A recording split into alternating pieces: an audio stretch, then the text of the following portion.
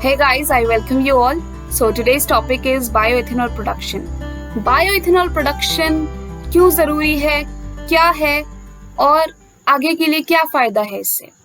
Bioethanol क्या है आपका? Bio means living and ethanol means alcohol, right. So जो आपका बायोइथेनॉल है, ये जो आपको क्रॉप्स दिख रही हैं, इससे बनता है और ये इंडस्ट्रीज में बनता है. और कैसे बनता है देखते हैं, और ये क्या यूज़फुल है, क्या इसका ड्रॉबैक है और क्या इसके बेनिफिट्स हैं, हम देखेंगे उसे आगे. और आपको ये पूरा लेक्चर देखना होगा, और छोटा सा लेक्चर है, समझ आ जाएगा. देखते हैं. तो आपका बायोइथेनॉल प्रोडक्शन है, जिसमें पहले आपको इशू बता देती हूँ, और ये रिसेंट न्यूज़ है कि क्या हमारी गवर्नमेंट ने कहा है और क्यों कहा है. हमारा 10% bioethanol blending of petrol by 2022 तक, 2022 तक आपका 10% बायोइथेनॉल प्रोड्यूस करेंगे इंडिया में, और उसको रेज कर देंगे 20% तक बाय 2030. 2030 में आपका 20% तक इंक्रीज कर देंगे बायोइथेनॉल को to curb carbon emissions and reduce India's dependence on imported crude oil. भाई ये तो करना पड़ेगा, हम आत्मनिर्भर बन रहे हैं. आत्मनिर्भर बनना बहुत ज़रूरी है, जैसा कि हमारे प्राइम मिनिस्टर ने कहा है. तो India's dependence on imported crude oil हमें डिक्रीज करना है.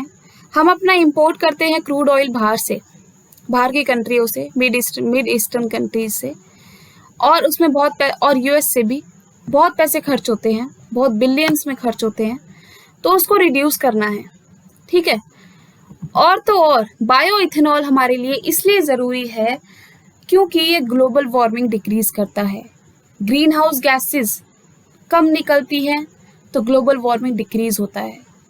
बायोइथेनॉल होता क्या है, अगर हम 85% पेट्रोल यूज़ कर रहे हैं, उसके अंदर 15% बायोइथेनॉल को मिक्स कर दें, उससे हम अपनी गाड़ी चलाएंगे, तो उससे हमारे ग्रीन हाउस गैस एमिशंस कम निकलेंगे और ग्लोबल वार्मिंग, हीट, गर्मी कम होएगी, क्लाइमेट चेंज कम होएगा.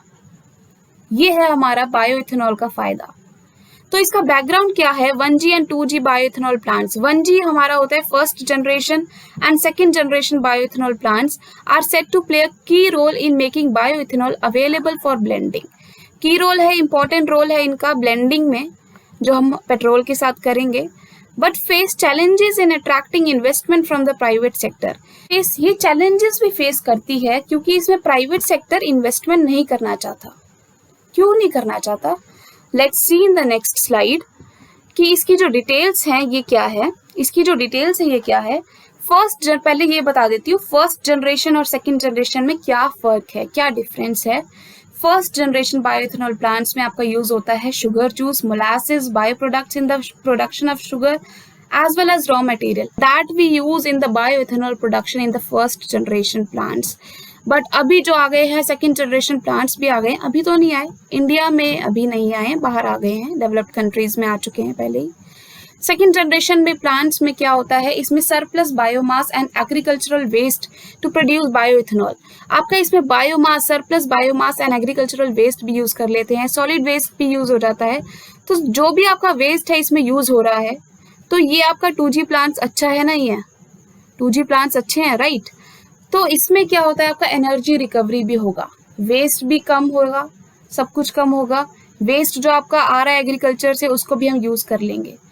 So that's why we want 2G plants in our country. But issue क्या है? Currently domestic production of the bioethanol is not sufficient. भाई कैसे होगी sufficient?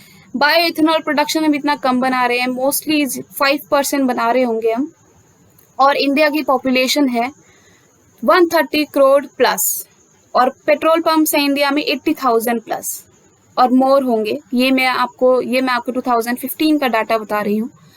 तो 80,000 प्लस पेट्रोल पंप्स है. सोच लो कितना पेट्रोल हम यूज करते हैं, ठीक है. अब बायोइथेनॉल हम उसमें कितना डाल लेंगे? मेजर सिटीज में यूज हो रहा है ब्लेंड होके, दिल्ली, मुंबई एंड ऑल. तो उसमें आपकी जो इंडियन ऑयल मार्केटिंग कंपनीज हैं और जो और प्राइवेट कंपनीज हैं, उसमें अपने पैसे नहीं लगाती हैं, उसमें शेयर नहीं लेती हैं, उसमें अपना, वो कहती है कि हमारे पास अनसर्टेनिटी है कि इसका प्राइस आगे जाके फ्यूचर जनरेशन में क्या होगा. कभी डिक्रीज हो जाए तो उन्हें लॉस हो जाएगा, ठीक है, तो ये अनसर्टेनिटी है उनकी। और as well as many sugar mills also they say that we are not having financial stability to invest in biofuel plants. Sugar mills भी आपकी बोल देती हैं कि हमारे पास फाइनेंशियल स्टेबिलिटी नहीं है, पैसे नहीं है इतने। Price of the obtaining agricultural waste required for the production of bioethanol at 2G plants was currently too high। भाई अभी जो 2G प्लांट्स में आपका जो है प्रोडक्शन का वो बहुत ज़्यादा हाई है, प्राइस बहुत ज़्यादा हाई है, जिसमें प्राइवेट इन्वेस्टर तो सोचेगा ही नहीं।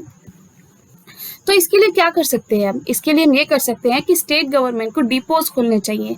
जैसे अपनी वीट का प्रोडक्शन होता है, उसके बाद हम उसे बेचते हैं डिपोज पे जाके, आपके फार्मर्स अपने गेहूं को वहां जाके बेचते हैं। उसी तरीके से डिपोज खोलने चाहिए जहाँ पे फार्मर्स अपना एग्रीकल्चरल वेस्ट को लाएगा और वहाँ पे सेंट्रल गवर्नमेंट उसको प्राइस फिक्स करेगी कि हम इतने में अपना एग्रीकल्चरल वेस्ट बेचेंगे। So that make investment in 2G bioethanol production an attractive proposition। यही एक तरीका है, गवर्नमेंट को इसमें आना चाहिए, एक प्राइस फिक्स करना चाहिए, जिससे कि एक प्राइवेट इन्वेस्टर को भी एक सर्टेनिटी मिले कि हाँ गवर्नमेंट ने किया है। Government could provide greater visibility on the price of bioethanol। Government ही कर सकती है, क्योंकि वर्ल्ड वाइड गवर्नमेंट अगर इसका करती है तो इसमें हमें काफ़ी बड़ा बूस्ट मिलेगा investment in this area in 2G plants. Economy increase होएगी, ग्लोबल वार्मिंग डिक्रीज होएगी, इन्वायरमेंट क्लीन होएगा। और इन्वायरमेंट कैसे क्लीन होएगा एक और बात बताती हूँ। 2G plant will not only provide a clean source of energy, ये क्लीन सोर्स ऑफ एनर्जी ही नहीं पहुंचाएगा, इससे ज़्यादा पहुंचाएगा। ये हेल्प करेगा फार्मर्स को ग्रेटर इनकम में। फार्मर्स ग्रो करेंगे क्रॉप्स कि हाँ भाई हमें क्रॉप्स बेचनी है पेट्रोल के लिए, बायोएथेनॉल के लिए, उससे उन्हें ज़्यादा पैसे मिलेंगे।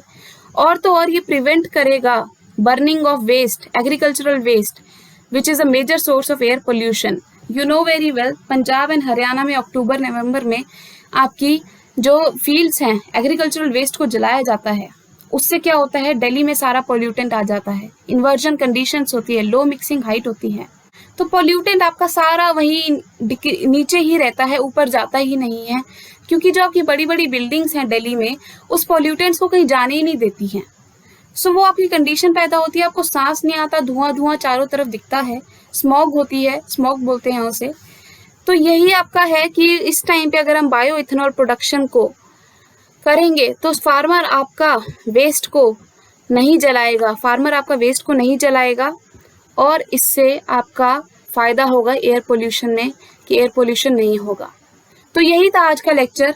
अगर आपको पसंद आए तो please do like, share and subscribe और प्रेस द बेल आइकन ज़रूर कर दीजिएगा मेरी आगे की वीडियोस के लिए, सब्सक्राइब के साथ साथ, ताकि मुझे मोटिवेशन मिले आगे की वीडियोस बनाने का।